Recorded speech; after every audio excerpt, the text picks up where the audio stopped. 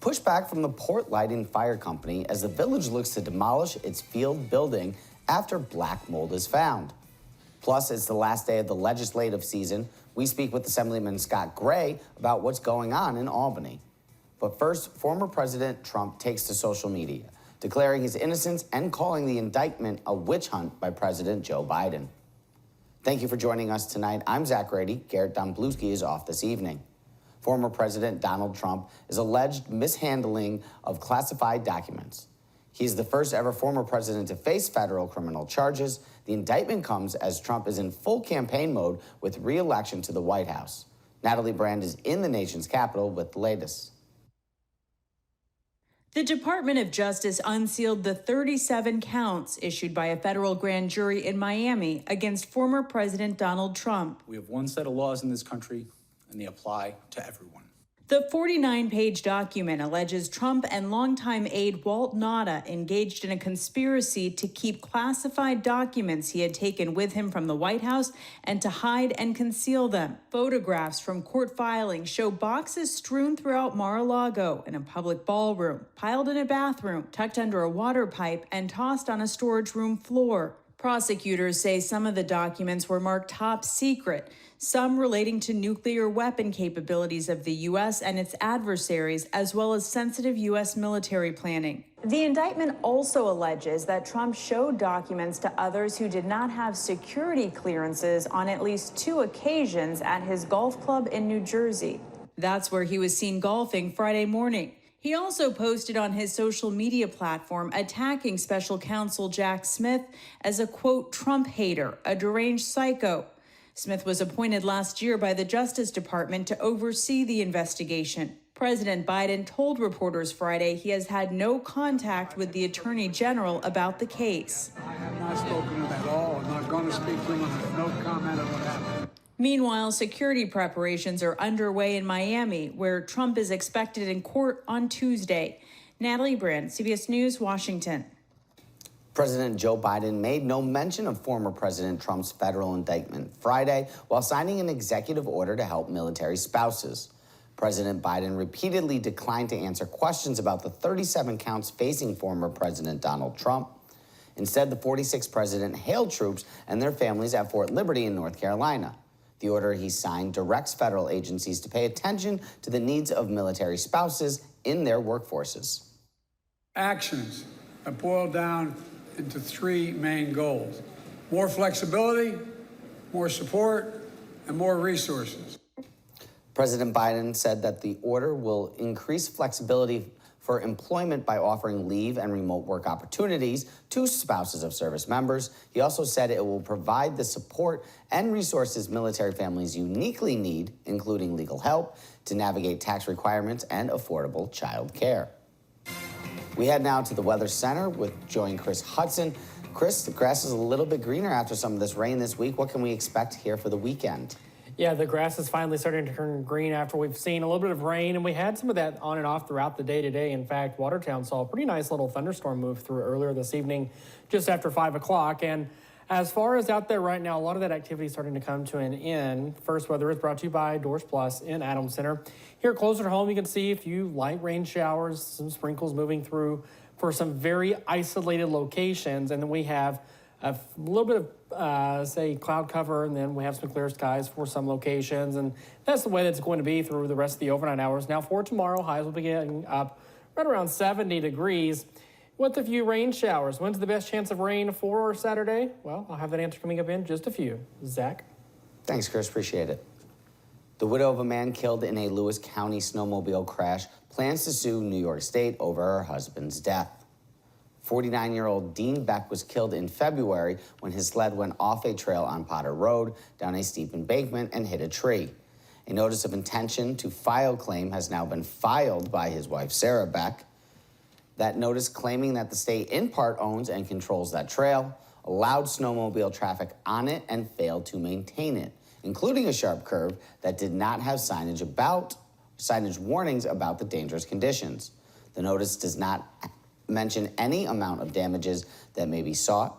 Beck is represented by a law firm based in Newburgh, New York. The notice was filed in a state court of claims, with it also being sent to the state attorney General's office.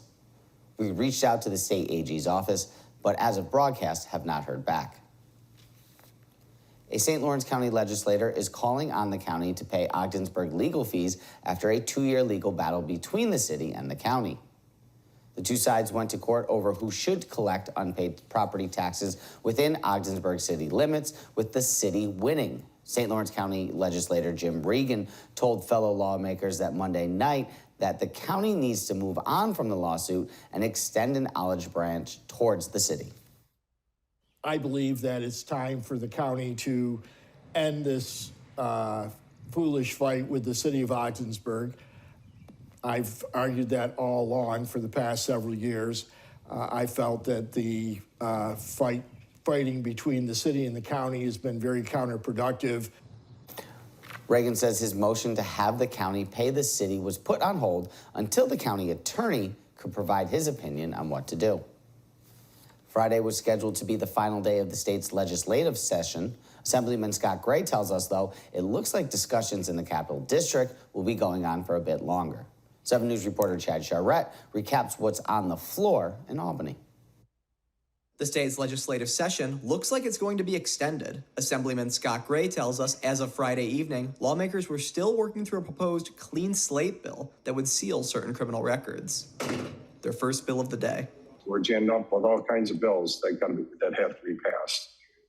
And we spend a minimum of 5 hours on these bills, on some of these major bills. One major piece of legislation that looks like it will pass, the Birds and the Bees, which bans seeds treated with a particular type of pesticide known as neonics. The move is meant to protect bees, which are vulnerable to the pesticide, but it's seeing pushback from farmers who say it'll force them to spend more money treating crops. And this takes away control from the experts to determine what should and should not be used on farms and turns it into a political football. Assemblyman Gray says a proposed bill that would allow the city of Ogdensburg to tax state-owned properties like its former correctional facility will have to go back to the drawing board. Mayor Mike Skelly says the bill is crucial for keeping the city financially stable. We definitely need it. It can carry us through until the state can repurpose that property and we can develop it. So it's definitely needed. Assemblyman Gray expects the legislative session to continue at least through Saturday. It could possibly stretch through the weekend. Chad Charette, 7 News. Mold has been found in Port Leiden's Field Day buildings, which have been the center of a recent dispute between the village and fire department. The village wants the buildings demolished, while the fire company says it's willing to pay for repairs. 7 News reporter Lexi Bruning has the details about the dispute. Wrapped in caution tape, Port Leiden's Field Day buildings are off limits to the entire community, including the village's fire company. Our focus and everything right now is to protect the taxpayers in the village. A recent inspection found black mold and water damage. The village plans to tear it down and put up a community pavilion. The fire company, with supporters, is pushing back. Though the building is owned by the village, the company says it takes care of it and raises money by renting it out, a handshake agreement from decades ago. All the people that have ever bought a raffle ticket from us, a piece of chicken, bought one of our fundraising tickets through the last 40, 50 years have paid for that. That's their building. We're only the custodians. The fire company offered to pay for fixes to the buildings. On June 5th, the fire company had passed a motion at their monthly meeting to make the repairs required to make the building safe for the public. The village attorney says it's not that simple. In order for work to be done on the buildings, we as a board actually have to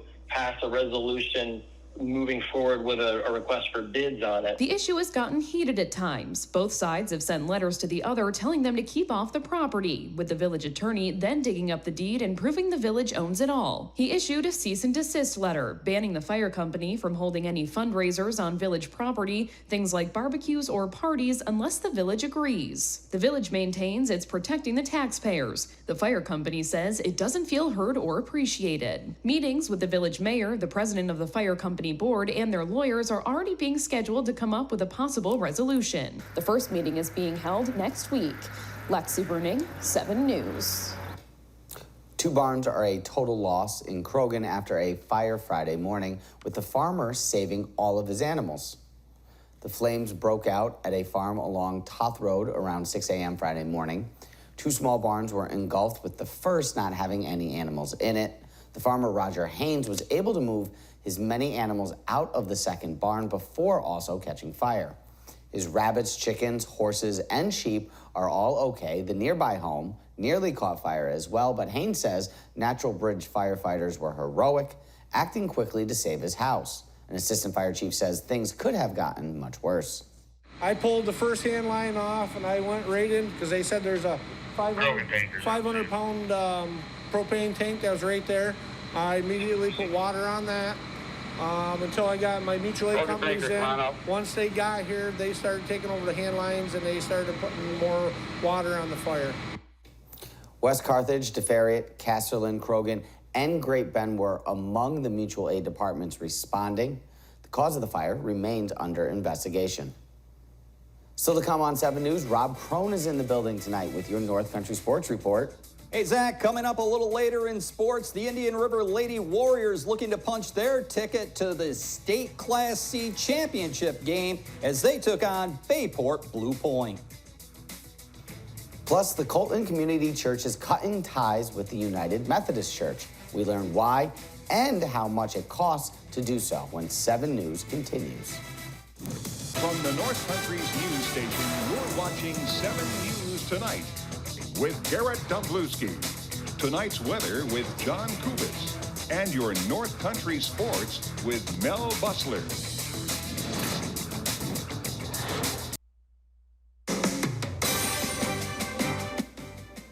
Your winning evening lotto numbers for Friday: the daily 167 and the win 4 7843. Another congregation is leaving the United Methodist Church, a trend continuing around the country. Tonight, 7 News reporter Sean Brinda learns why this is now happening in the community of Colton. Bruce Winters is helping set up for Saturday's inaugural celebration of the Colton Community Church. The congregation is severing ties with the United Methodist Church, like many others have across the country. At issue, some congregations feel the church isn't traditional enough when it comes to the LGBTQ community. In Colton, the congregation just wanted to stay together. We made a decision not to go traditionalist or progressive, so we became an independent church. We're not affiliated with any denomination at this point because our congregation was split right down the middle.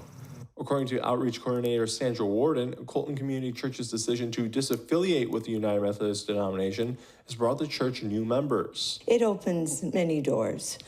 We have had various new members coming. We have had more people coming into our church than we've had in the past. We're a very friendly, caring, loving church, and we're hoping to continue to grow. Winters says that as the church grows, look for it to help with students and their schooling. We're going to open up the church for children in the community who may not have high-speed internet access, and maybe even do some tutoring. The Colton Community Church's official opening is Saturday, where the community can enjoy food, music, and games. In order to leave, the Colton Community Church had to pay $20,000 to the United Methodist Church, now owns the property. Sean Brinda, 7 News.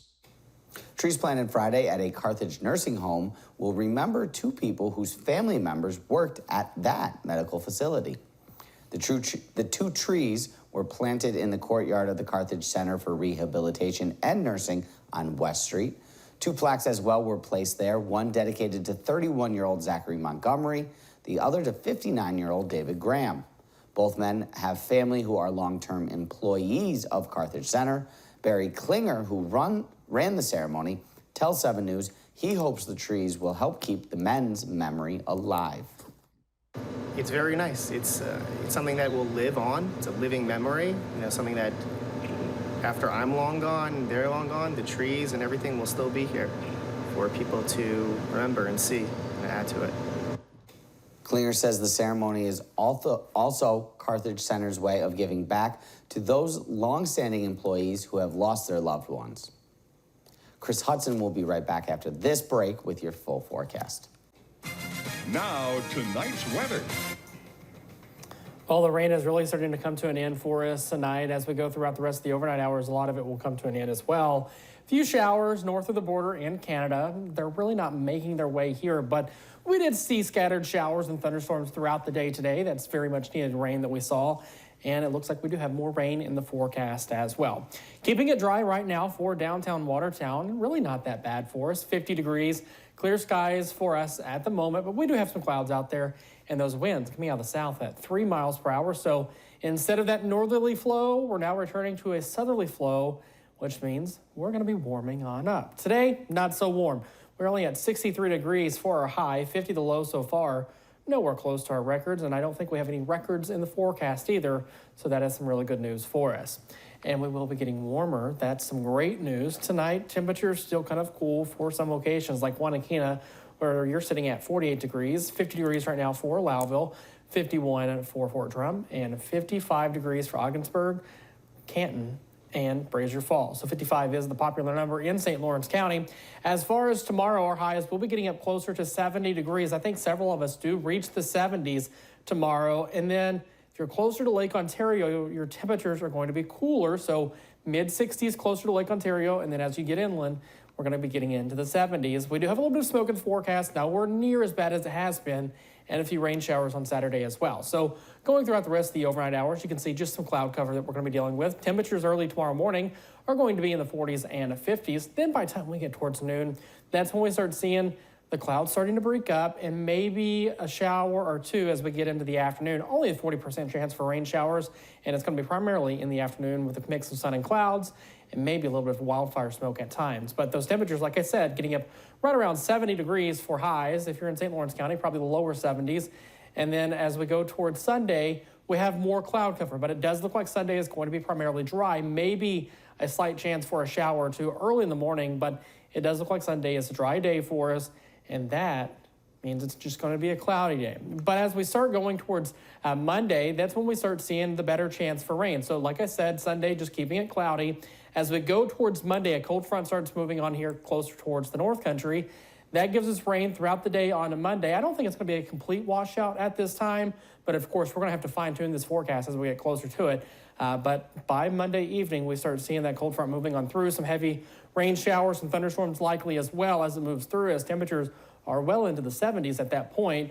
A little bit more above average for us for Monday. And you can see that here on our futurecast with above average temperatures on Monday with that 90% chance of showers and thunderstorms.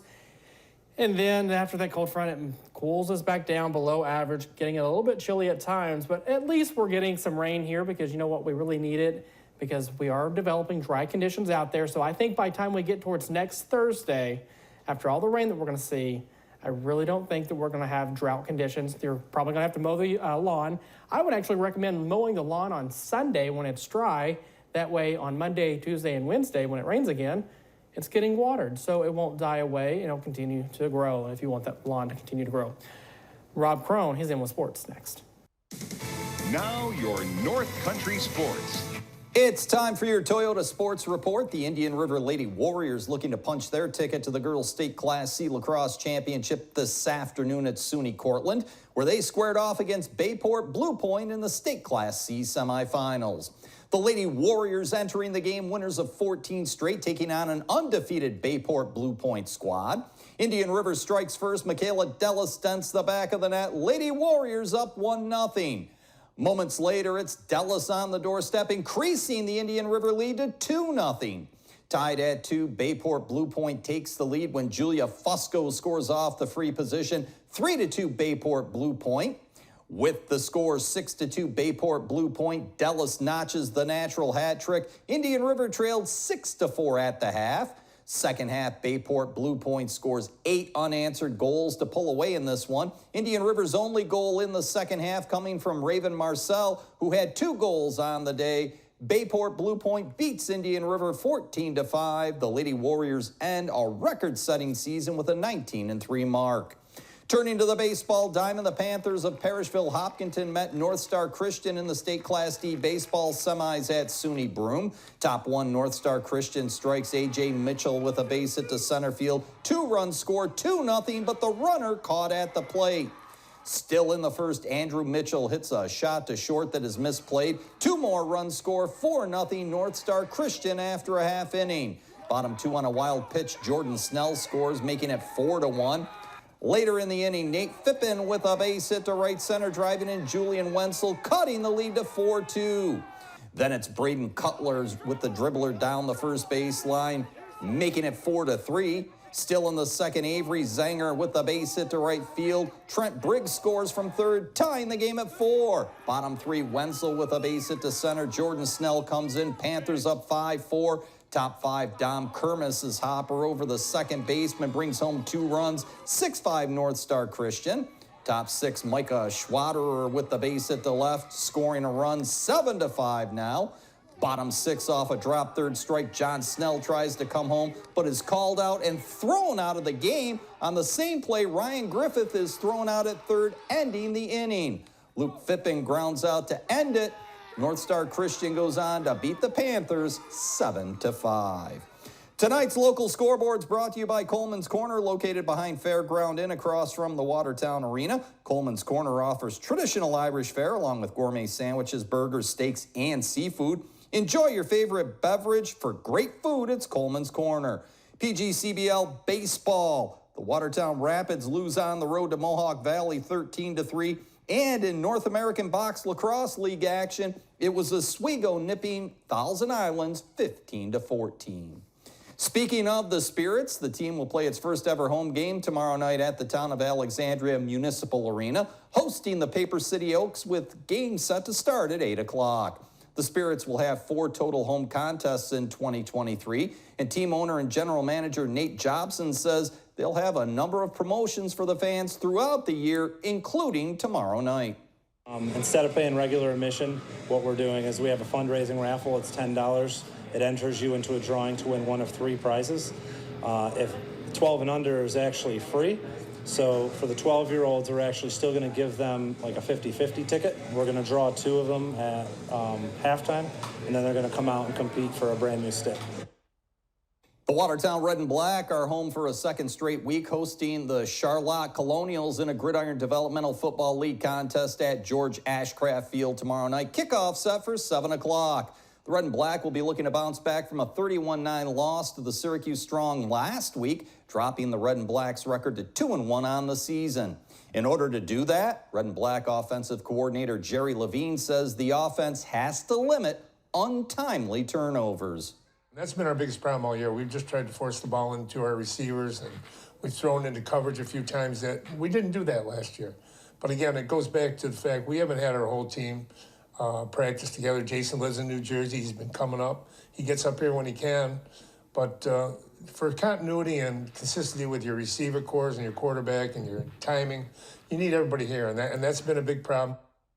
Well, it was a great night on area ranges of the Northern Tier Trap League. Here's trap scores and individual results, courtesy of Herringer's Contracting. The roof people who call you back, 315-782-9129. All the scores compiled by Gina Worth, checking team results from last night. Brownville defeats Lowville. Beaver River over Adams Center. Sackett's Harbor defeats Glen Gregg. Henderson and Carthage tie at 125. Snow Fun of Evans Mills over Harrisville. And Gouverneur nips Lime. 29 shooters were perfect last night. Randy Butler, Brian Moulton, Robert Fredericks, Remington Rupert, and Chuck Meyer. Also Seth Miller, Ella St. Croix, Carson Cull, Ryan Hunter, and Mike Vady II. They're followed by Brady Hancock, Wayne Reed, Pat Putman, Declan McFall, and Merle Arndt. Also on the list, Paul Capolino, Zachary Dashnaw, Joel Grimshaw, Len Kelfels, and George Hart. How about Hunter Downey, Ryan Alexander, Deborah Green, Nick LaRose, and Eric Ciro? Rounding out the list, Casey Hollenbeck, Terry Zimmer, Richard Moyer, and Lewis Shaw. 5 shooters perfect for 2 straight weeks: John Bach, Ken Burns, Josh Grimshaw, Nicole Daniels, and Robert Moon. And that's going to do it in sports. When we come back, Zach Grady's in to send us into the weekend. For Kris, Hudson, and Rob Krone, this has been 7 News Tonight. Brendan Straub joins us tomorrow for your weekend report. Thank you for joining us.